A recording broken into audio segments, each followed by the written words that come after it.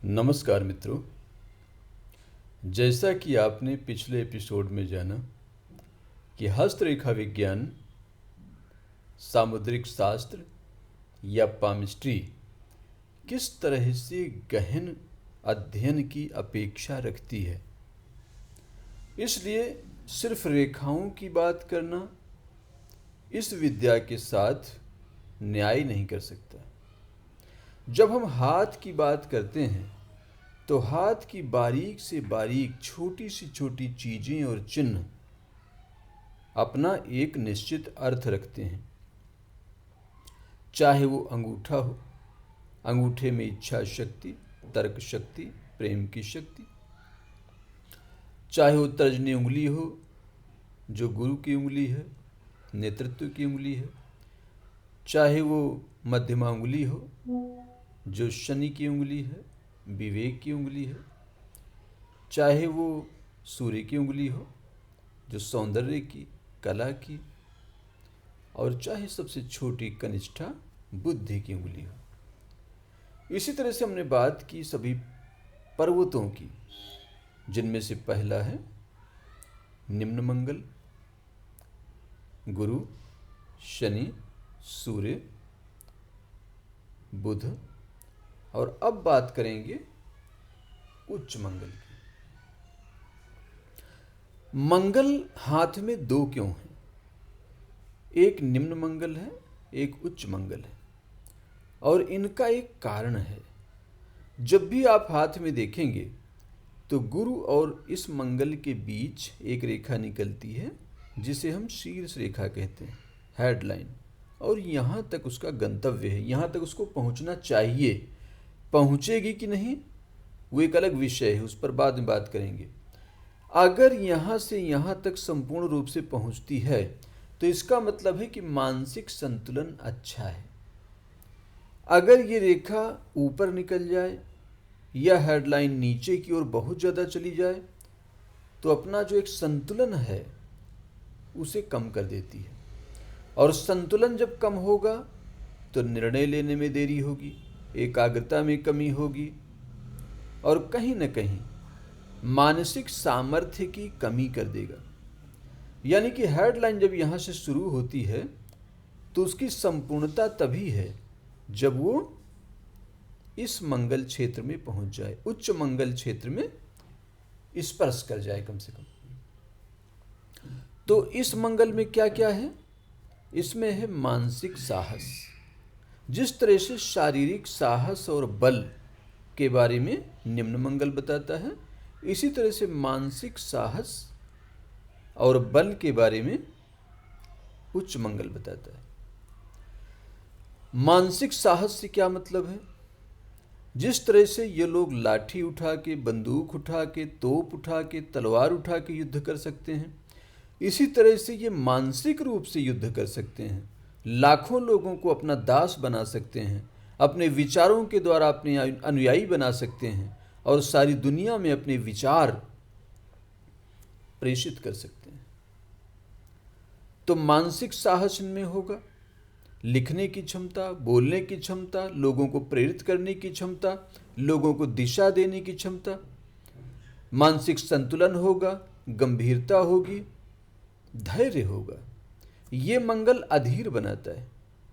लेकिन इस मंगल तक जब पहुंचती है हेडलाइन तो धीरज आ जाता है। इसी को कहते हैं परिपक्वता। उम्र के साथ परिपक्वता आती जाती है।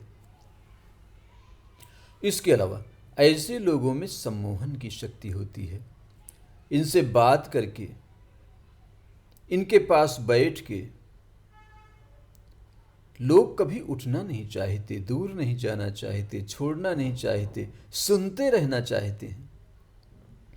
और इस तरह की जो शक्ति है वो सम्मोहित कर देती है, और इसे हम उच्च मंगल कहते हैं।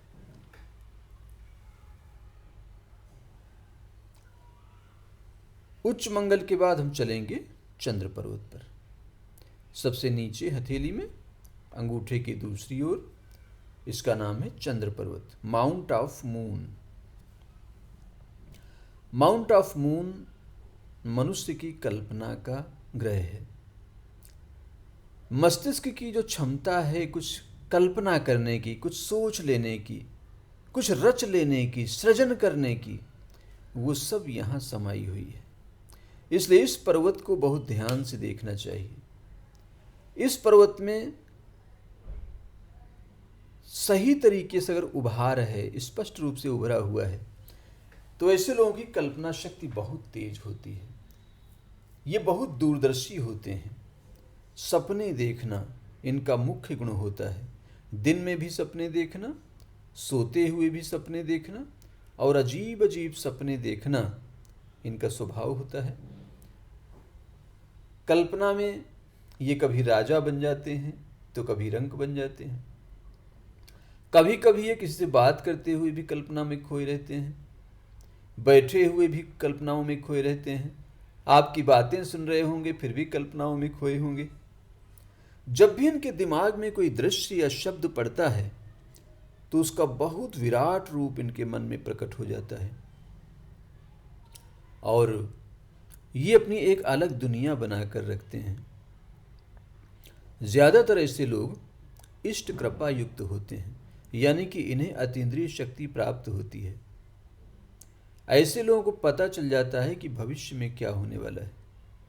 ये जन्मजात होता है। ऐसे लोग अवचेतन रूप से बहुत सजग होते हैं, संवेदनशील होते हैं।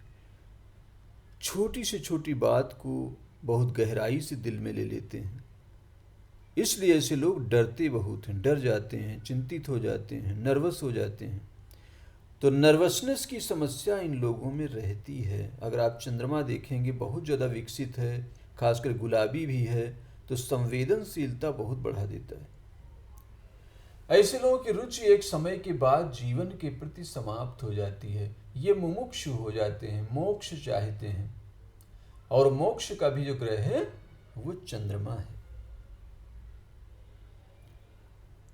ऐसे लोग जिज्ञासु होते हैं, वो जानना चाहते हैं कि हम क्यों इस संसार में आए हैं, हमारा उद्देश्य क्या है, हमें क्या करना चाहिए। ऐसे लोग गुरुओं के पास, संतों के पास शिष्यों के रूप में बहुत पाए जाते हैं। कई बार तो घर बार छोड़कर निकल जाते हैं, और जीवन के अंत में तो एकांत खोज ही लेते हैं। जीवन के अंतिम दिनों में, अंतिम सालों में ऐसे लोगों को जल से बहुत सावधान रहना चाहिए। कभी भी किसी अनजान जलाशय में दूसरों की देखा देखी नहीं कूदना चाहिए। ऐसे लोग स्वभाव से कोमल होते हैं, बहुत जल्दी प्रसन्न हो जाते हैं, बहुत जल्दी निराश हो जाते हैं, और सबसे बड़ी बात, अपने मन की बात किसी से कह नहीं पाते। मन ही मन में कल्पनाएं करते रहते हैं, हवाई घोड़ों में यात्राएं करते रहते हैं, सपने देखते रहते हैं। गरीब से गरीब और जटिल से जटिल परिस्थितियों में भी इनके सपने बंद नहीं होते। इसलिए अगर हेडलाइन और विल पावर अच्छी है, जिस पर हम आगे बात करेंगे, तो ऐसे लोग अपने सपनों को साकार करते हैं और जमीन से आसमान तक पहुंचने की सामर्थ्य रखते हैं। तो इनके सपने ज़रूर पूरे होते हैं, बशर्ते कि इन्हें बचपन से एक सही गाइडेंस मिल जाए, सही मार्गदर्शन मिल जाए, सही दिशा मिल जाए, और सही दिशा में इनकी गति हो जाए। क्योंकि ऐसे लोगों में ये भी संभावना होती है कि अच्छे से अच्छे लोगों के साथ अगर हैं तो अच्छे से अच्छे निकलते हैं, और अगर ये बुरे लोगों के संग में पड़ जाएं तो उनसे भी बुरे बनकर दिखा देते हैं। तो अगर आपके आसपास ऐसे बच्चे हैं तो उनका बहुत ध्यान रखिए, उन्हें अच्छे संस्कार दीजिए, उन्हें साहस दीजिए, और ये जरूर देखते रहिए कि वो कभी निराश ना हो।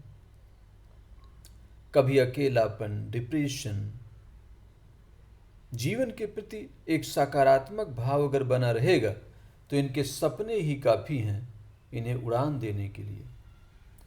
तो आपके जीवन में भी ऊंची उड़ान बनी रहे, आप आगे बढ़ते रहें, इन एपिसोड्स को लगातार देखते रहें।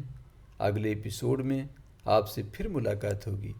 तब तक के लिए इतना ध्यान और प्रेम से सुनने के लिए बहुत बहुत धन्यवाद। नमस्कार।